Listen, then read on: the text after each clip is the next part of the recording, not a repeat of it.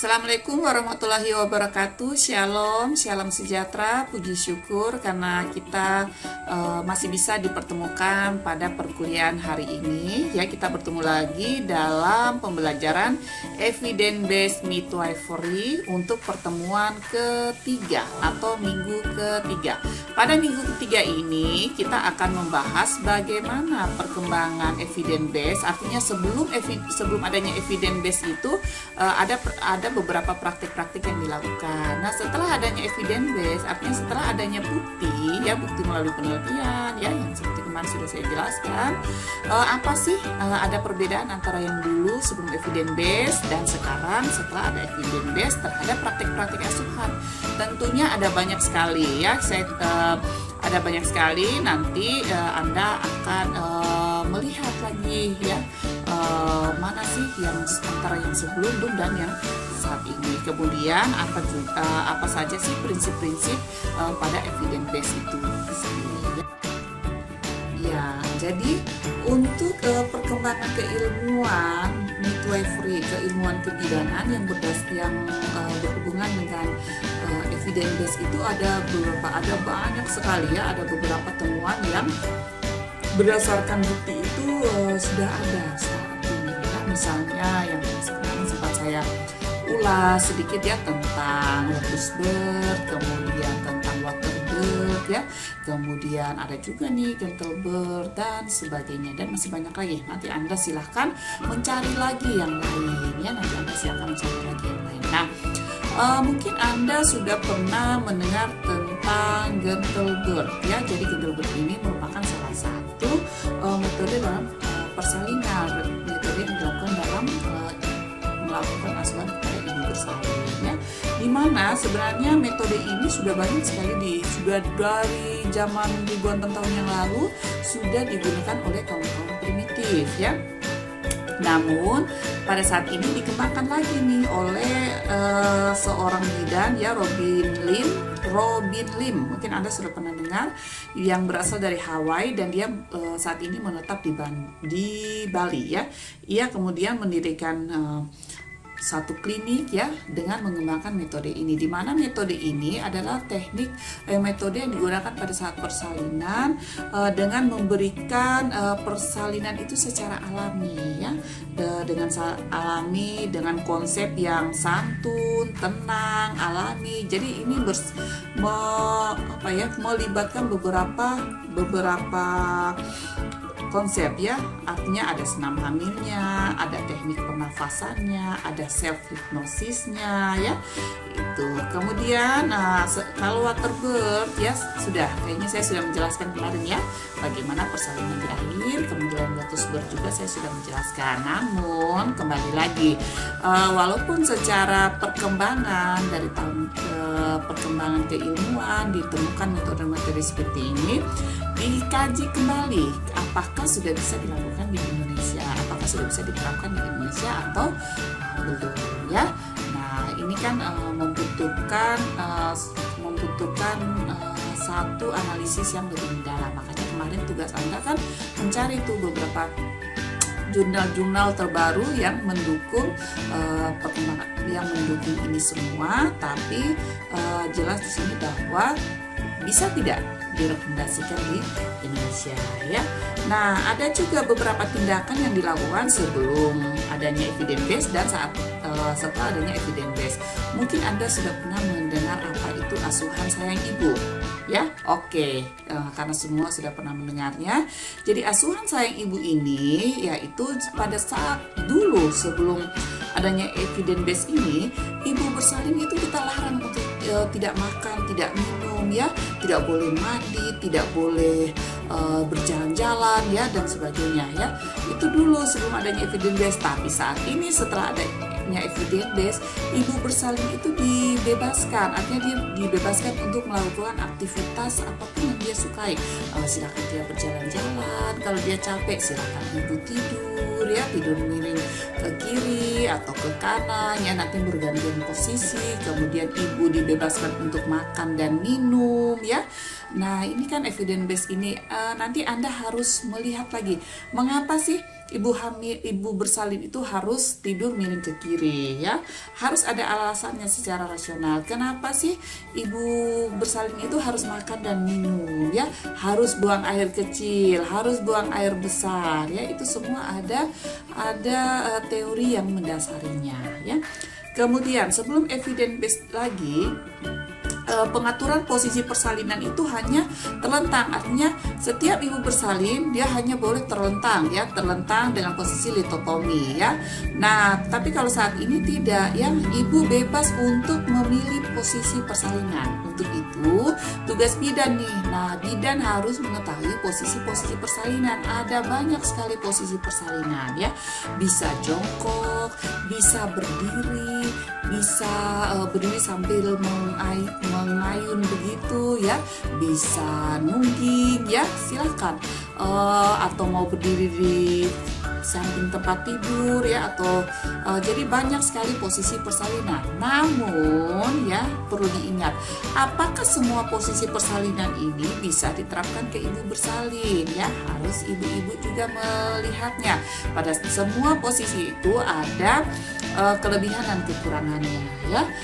Misalnya pada saat posisi berdiri ini kan merupakan posisi di mana kita berdiri pada sumbu gravitasi bumi ya, sumbu gravitasi bumi. Nah, ada juga nih penelitian membuktikan bahwa ibu yang bersalin dengan posisi berdiri, jumlah perdarahannya itu akan lebih banyak dibanding yang mungkin dia tidur atau dia setengah duduk ya, seperti itu. Mari kita mengulas bukan saja dari posisinya, tapi kita mengulas apa keuntungannya posisi itu, apa kekurangannya posisi itu. Nah, posisi ini, masing-masing posisi itu bagus diterapkan pada saat kapan. Itu juga harus bidan tahu ya. Jadi, walaupun ibu dibebaskan untuk memilih posisi persalinan, bidan mempunyai tugas untuk menjelaskan kembali kepada ibu ya. Kemudian menahan nafas pada saat mengejar. Pada saat dulu sebelum adanya evidence base, ibu disuruh menahan napas kemudian untuk mengedang, tapi sekarang tidak seperti itu. Ibu boleh bernafas seperti biasa ya. Ayo tarik nafas ya, ayo ibu ngedang. Nanti kalau sudah tidak sakit, tidak usah ibu disuruh bernafas seperti biasa. Nanti kalau sudah ada his lagi mau dipimpin ngedang, ayo ibu tarik nafasnya, ngedang ya, seperti itu. Kemudian tindakan episiotomi pada saat sebelum adanya evidence base, bidan rutin melakukan episiotomi dengan tujuan untuk mempercepat persalinan. Saat ini tidak ya, saat ini tidak. Karena apa? Episiotomi hanya dilakukan berdasarkan indikasi medis. Nah, ada banyak sekali prinsip asuhan kebidanan ya yang berdasarkan evidence base, bahwa saat ini sesuai dengan evidence base, sesuai dengan bukti yang telah ditemukan, pemerintah telah menetapkan beberapanya di dalam program pemberian asuhan ya. Ada di dalam asuhan kebidanan, di dalam asuhan kehamilan, asuhan persalinan, nifas, bayi baru lahir, KB, dan lain sebagainya. Saya akan mengulas sedikit ya tentang program-program atau prinsip asuhan ya yang telah dimasukkan di dalam program yang ditetapkan oleh pemerintah. Artinya telah disetujui oleh IDI, disetujui oleh IBI, organisasi-organisasi profesi, telah dilihat dari segi budaya, agama, kemanfaatannya, dan sebagainya. Di antaranya yaitu misalnya tentang rekomendasi ANC menurut WHO ya. Walaupun WHO sendiri menerapkan atau merekomendasikan bahwa untuk pelayanan ANC ini minimal 8 kali, namun melihat daripada situasi kondisi daripada Indonesia, makanya Kemenkes ya itu menetapkan saat ini kali ya. Kalau dulu 4 kali, kalau saat ini sudah 6 kali. Di mana rekomendasi ini juga berbicara tentang beberapa hal, misalnya tentang bagaimana kita memberikan intervensi nutrisi pada ibu hamil ya. Untuk rekomendasi nutrisi sendiri ya, itu ibu hamil direkomendasikan untuk makan makanan yang bergizi ya, tetap melakukan aktivitas fisik ya seperti olahraga, senam hamil ya. Hal ini dilakukan untuk mencegah kenaikan badan yang berlebihan selama kehamilan ya. Jadi kenaikan berat badan ini sekarang didasarkan pada IMT ibu hamil, tidak lagi dirata-ratakan. Kenapa dirata-ratakan? Karena masing-masing ibu hamil itu memiliki kebutuhan yang berbeda. Nanti kita lihat ya. Kemudian selain itu ya, bagaimana ibu ini diberi edukasi terkait peningkatan asupan energi protein ya. Tiap harinya ya ibu hamil dapat mengkonsumsi ya, diharapkan dapat mengkonsumsi makanan yang bergizi seimbang, pemberian zat besi dan asam folat ya. Hal ini untuk mencegah terjadinya kelahiran berat badan lahir rendah. Selain itu juga pada ibu hamil ini direkomendasikan untuk mengkonsumsi suplemen zat besi ya sebanyak 3-60 mg per hari ya. Kemudian dengan mengkonsumsi asam folat 0,4 mg per hari ya. Hal ini untuk mencegah terjadinya anemi ya, kemudian untuk mencegah terjadinya kelahiran preterm ya, kemudian sepsis dan berat badan lahir rendah ya. Kemudian ibu hamil juga direkomendasikan untuk mengkonsumsi kalsium ya, suplemen kalsium yang direkomendasikan ya. Jadi saat ini kan telah berjalan tuh dalam program ya tentang pemberian kalep ya. Ibu hamil ini harus diberikan kalep. Kenapa? Dosisnya harus sekitar 1,5 sampai 2,0 gram per oral untuk mengurangi risiko terjadinya preeklamsi ya. Selain itu, ibu-ibu hamil juga direkomendasikan untuk mendapatkan suplemen vitamin A. Mengapa harus diberikan suplemen vitamin A? Ini untuk mencegah terjadinya rabun senja ya. Ini terutama pada daerah dengan kasus defisiensi vitamin A ya. Kemudian ibu hamil juga direkomendasikan untuk pemberian suplemen zinc ya. Nah, selain asupan yang diperbolehkan, ada juga yang tidak diperbolehkan. Misalnya ya tentang pembatasan konsumsi kafein ya. Hal ini sudah dibuktikan bahwa ibu hamil diharapkan untuk tidak mengkonsumsi kafein lebih dari 300 miligram per hari ya. Kenapa? Karena bukti lain menunjukkan bahwa dengan ibu mengkonsumsi lebih dari 300 miligram per hari ini akan dapat menyebabkan terjadinya risiko abortus dan berat badan lahir rendah ya. Selain itu, direkomendasikan juga bahwa setiap ibu hamil harus dilakukan penilaian kesehatan ya. Penilaian kesehatan ini misalnya penilaian lab ya, uji lab untuk kita melihat apakah terjadi anemi atau tidak ya. Kemudian kita juga harus melihat apakah ada penyakit-penyakit penyerta yang terdapat pada ibu hamil, misalnya dengan gestasional diabetes mellitus atau DM pada saat kehamilan ya. Ini juga harus dilihat ya. Kemudian kita harus menilai juga apakah ada penggunaan rokok dan obat-obatan pada ibu hamil ya. Selain itu juga seharusnya pada saat ANC dilakukan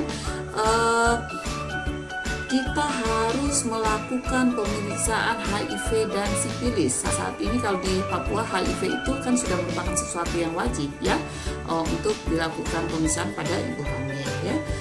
Pada masa pandemi ini mungkin ada penambahan, yaitu dilakukan pemeriksaan rapid test atau swab jika dicurigai ya. Tapi kalau untuk rapid test saya rasa mungkin semua ya sudah menerapkan untuk pemeriksaan rapid test pada ibu hamil ya. Kemudian ada juga tentang saat kehamilan ya, direkomendasikan untuk bidan itu harus menilai tentang pergerakan janin ya, tentang menghitung tafsirat berat badan janin ya, kemudian kita menilai juga tentang kondisi daripada janin ya, denyut jantung janin dan sebagainya.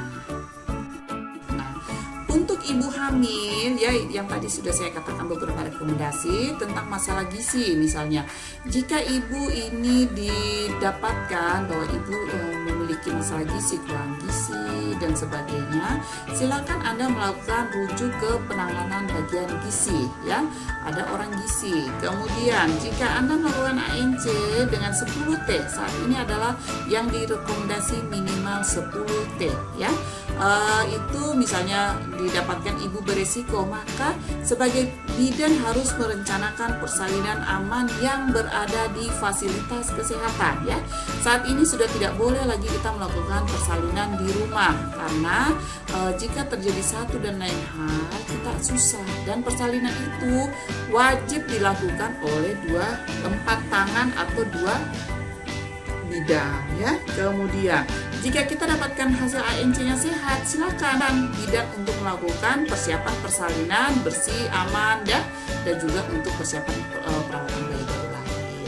Jika ada misalnya dengan penyakit tidak menular ya, atau penyakit menular, silakan Anda melakukan rujukan ke ahlinya ya. Bagaimana dengan gangguan jiwa? Sama, Anda siapkan untuk melakukan konsultasi ke bagian jiwa ya.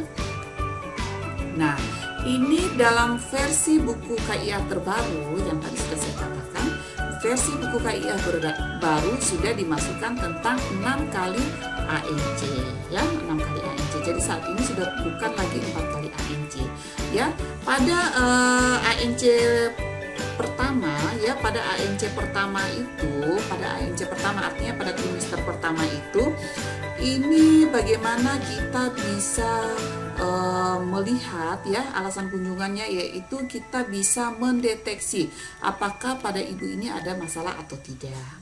Kemudian kita mencegah terjadinya masalah. Jika ada potensial terjadinya masalah, bidan harus mencegah terjadinya masalah ya. Bagaimana caranya? Seperti yang tadi saya sudah jelaskan, bahwa jikalau ada potensial masalah gizi, silakan Anda melakukan rujukan ke bagian gizi ya. Kemudian pada saat kunjungan ini di trimester 1 ini juga, ini untuk menjalin hubungan yang baik antara bidan dan klien. Kalau klien sudah yakin dengan kita, sudah mengenal kita, otomatis dia akan terus melakukan pemeriksaan kepada kita dan akan bersalin ya, nifas semuanya di bidan ya. Jadi ini adalah kesan pertama antara klien kepada bidan. Kemudian bagaimana kita memulai persiapan kelahiran dan kesiapan menghadapi komplikasi ya. Di sini juga trimester 1 ini juga kita mendorong ibu untuk berperilaku hidup sehat ya. Kemudian yang tadi bahwa 1 kali di dokter ini untuk men-screening adanya komplikasi atau tidak ya. Nah, untuk trimester 2 ini sama dengan trimester 1, cuma ditambah lagi tentang kewaspadaan khusus terhadap hipertensi dalam kehamilan ya. Tadi pada usia 20 minggu itu kan ada namanya usia screening preeklamsi. Ini wajib dilakukan ya.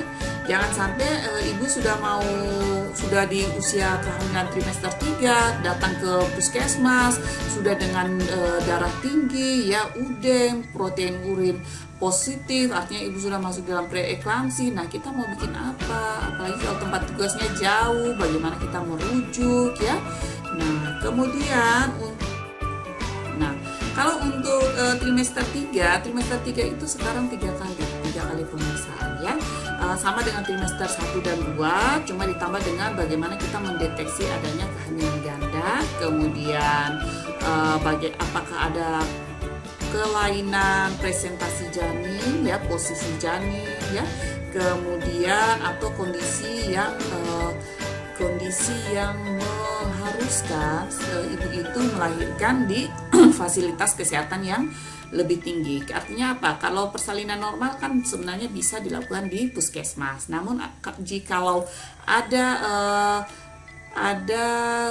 resiko atau ada diagnosa potensial ya, atau ada kita mendapatkan masalah, berarti kan ibu ini sudah tidak bisa lagi dikatakan untuk normal ya, berarti dia harus dipersiapkan untuk persalinan di rumah sakit. Kemudian pada trimester 3 ini juga jika kita mendapatkan komplikasi ya, silakan Anda melakukan rujukan ya. Berdasarkan sumber Departemen Kesehatan RI tahun 2009 ya, bahwa minimal harus ada 10T. 10T ini apa? Yaitu timbang berat badan dan tinggi badan. Berat dan tinggi ini akan membantu kita untuk menghitung IMT ibu. Dengan kita tahu IMT ibu, kita bisa memperkirakan berapakah kenaikan berat badan yang boleh pada ibu ini ya. Karena tadi sudah saya jelaskan bahwa tidak semua ibu itu memiliki kebutuhan yang sama ya. Kemudian setelah itu silakan Anda melakukan pengukuran tekanan darah ya. Tekanan darah ini harus dalam batas normal. Jikalau ibu itu memiliki hipertensi sebelum hamil, dia sudah ada hipertensi, harus dilakukan pengawasan ketat ya, pengawasan ketat. Jikalau di tingkat bidan tidak bisa, silakan Anda melakukan rujukan ke dokter ya. Kemudian silakan Anda ukur tinggi fundus uteri. Tinggi fundus uteri bisa menggunakan Leopold ya, bisa menggunakan senti ya. Untuk screening tetanus ya, sudah masuk di dalam program bahwa seorang wanita atau seorang perempuan ya itu sudah mendapatkan 5 kali untuk kekebalan seumur hidup. Silakan Anda men-screennya kapan dia dapat ya, kemudian interval pemberiannya seperti apa, apakah masih bisa dilanjutkan atau tidak ya. Intinya bahwa untuk 5 kali tetanus toksoid ini harus diperhatikan interval waktu pemberiannya ya. Kemudian pemberian tablet zat besi ya. Untuk pemberian tablet zat besi ini kan wajib hukumnya ya, dimana kalau ibu minum mungkin mual dan sebagainya, untuk itu dia direkomendasikan untuk minum di malam hari menggunakan air putih ya, tidak menggunakan susu, tidak menggunakan kopi, dan tidak menggunakan teh, tidak menggunakan sirup dan lain-lain ya. Nah, ini yang tadi sudah saya jelaskan bagaimana jika adanya kenaikan berat badan pada saat kehamilan. Jadi masing-masing ibu memiliki kebutuhan yang berbeda. Jikalau kita sudah mendapatkan IMT-nya ya, kemudian kita melihat berdasarkan IMT, misalnya IMT-nya kurang dari 18,5, maka rekomendasi kenaikan berat badannya itu 12,7 sampai 18,1 kg ya. Kalau IMT-nya 18,5 sampai 24,9, maka penambahan berat badannya 11,3 sampai 15,9. Ini pada ibu dengan bayi tunggal ya. Bagaimana dengan bayi ibu memiliki bayi yang lebih dari 1 ya, bisa 2 bayi atau 3 bayi ya, bahkan lebih daripada itu. Nah, ini berbeda lagi. Misalnya dengan BMI-nya yang lebih dari 30, maka kenaikan berat badannya hanya kenaikan berat badannya yaitu berkisar 11,3 sampai 19,1 kg untuk ibu yang memiliki bayi lebih dari 1. Ya, tapi kalau ibu yang memiliki janin tunggal, bahwa dia hanya perlu kenaikan berat badannya 5 kilo sampai 9,1 kilo saja ya. Tidak semua ibu memiliki harus rata-rata kenaikan berat badannya sama, tidak seperti itu ya. Saat ini sudah berbeda. Nah, ini ini adalah salah satu prinsip asuhan kebidanan yang sudah dimasukkan dalam program pada masa nifas. Di antaranya yaitu bagaimana sih kunjungan pada ibu nifas. Ya, pada kunjungan pada ibu nifas ini dilakukan selama 4 kali, yaitu 6 jam sampai 2 hari, ya, kemudian 3 hari sampai 7 hari, 7 hari sampai 28 hari, 29 hari sampai 42 hari. Yang jelas bahwa masing-masing kunjungan itu memiliki pusat perhatian atau layanan asuhan yang berbeda, ya. Karena begini, contohnya pada saat pemberian untuk KB itu tidak cocok sebenarnya kita melakukan di minggu pertama, ya, di kunjungan pertama atau kunjungan kedua, dan ini dia lebih direkomendasikan pada kunjungan keempat. Berbeda ini ya, berbeda misalnya ibu yang memang pada saat mau bersalin dia sudah mengatakan bahwa ibu bidan setelah bersalin saya ingin langsung dilakukan pemasangan ID pos placenta, ya, itu berbeda ceritanya. Tapi kalau secara normal untuk ibu, ya, untuk KB ini dia tidak cocok diberikan pada trimester pertama. Kita melakukan itu dengan pusatnya di situ, ya. Kita lebih cocok nih ketiga. Kenapa? Karena yang di pertama itu kita lebih pada pemantauan perdarahan, ya, pemantauan ibu, kondisi ibu, tanda-tanda vital, ya, perdarahan dan sebagainya. Untuk itu saat ini bidan jangan lagi ibu bersalin baru 2 jam kemudian dia disuruh pulang, jangan seperti itu, ya. Tapi lihat dulu tuh kunjungan awalnya 6 jam sampai dengan 2 hari, paling tidak 2 hari lah ibu ada di situ. Kalau memang tidak memungkinkan fasilitas dan sebagainya, diharapkan lebih daripada 6 jam karena ini masih merupakan dalam pengawasan tetap ibu, ya. Untuk pembelajaran asinkron, ya, itu ada pembelajaran secara mandiri dan juga pembelajaran secara terstruktur, ya. Untuk pembelajaran secara mandiri silakan Anda mempelajari kembali link yang sudah dibagikan dari YouTube, dari blog, ya, termasuk dengan video yang saat ini saya bagikan, ya. Kemudian untuk kolaboratif, ya, silakan Anda pelajari kembali materi-materi yang tadi. Kemudian saya harap Anda bisa membuat satu resitasi, ya. Kenapa kita harus sering membuat resitasi? Agar kita tahu bahwa ibu-ibu itu setidaknya paham dengan yang sudah dijelaskan, ya. Membuat resitasi ini secara mandiri, ya, silakan kirimkan ke Google Classroom. Ini adalah alamatnya, ya, ada kode untuk masuk ke kelasnya. Nah, untuk penugasan daring 1 untuk praktikum yang dimana ini akan selama 8 jam, Anda simak kembali seperti yang tadi sudah jelaskan. Kemudian Anda membentuk grup diskusi. Si Pen tolong membagikan satu grup 5 orang, ya, satu grup 5 orang. Carilah kembali apa sih prinsip-prinsip asuhan kebidanan, ya, sesuai dengan perkembangan keilmuan, ya, yang ada saat ini yang sudah dimasukkan oleh pemerintah ke dalam program-program yang ada, ya. Karena tadi di dalam kehamilan saya sudah banyak menjelaskan. Untuk itu Anda silakan menggali tentang persalinan, nifas, bayi baru lahir, KB dan kesehatan reproduksi, ya. Kemudian tuangkan penjelasan Anda dalam bentuk video. Videonya ini bebas sesuai dengan kemampuan Anda. Mau PPT berbicara atau Anda berdiri kemudian Anda menjelaskan dan di syuting, atau mau dibuat seperti yang video saya saat ini, silakan sesuai dengan kemampuan yang Anda punya, artinya yang Anda paham atau Anda tahu caranya yang mana, ya. Dan kirimkan ke alamat Google Classroom yang sudah saya sertakan, ya. Demikian pembelajaran kita pada hari ini. Kurang lebih saya mohon maaf. Jikalau ada kekeliruan dalam penyampaian materi ini, nanti bisa kita diskusikan, ya, pada saat tatap maya. Oke, wassalamualaikum warahmatullahi wabarakatuh. Shalom, Om Swastiastu, dan salam sehat.